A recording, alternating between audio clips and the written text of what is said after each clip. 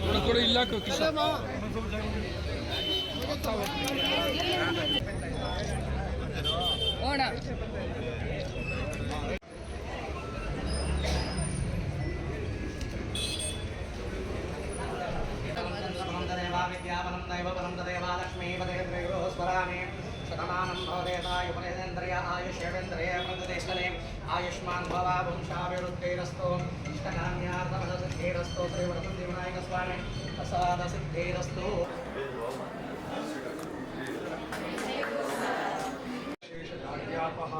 मयि मेधा मयि प्रदा मयि अग्निस्तेजो ददातु मयि मेधा मयि प्रजा मयि इंद्र इंद्रियं ददातु मयि मेधा मयि प्रदा मयि सूर्यो काचो ददातु.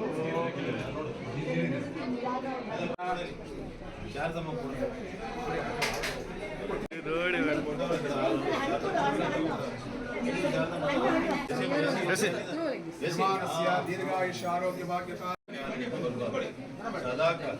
ಸದಾಕಾಲ ಜ್ಞಾನ ವಿದ್ಯೆ ಎಲ್ಲ ಇದೆ.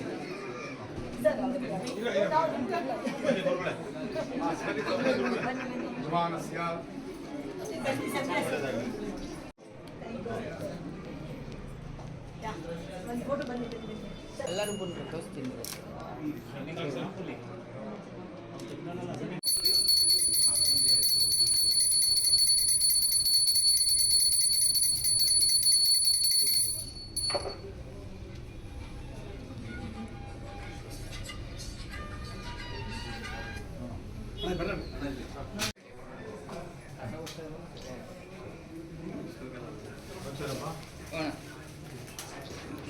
ಸರ್ ಇಲ್ಲಿ ನೋಡಿ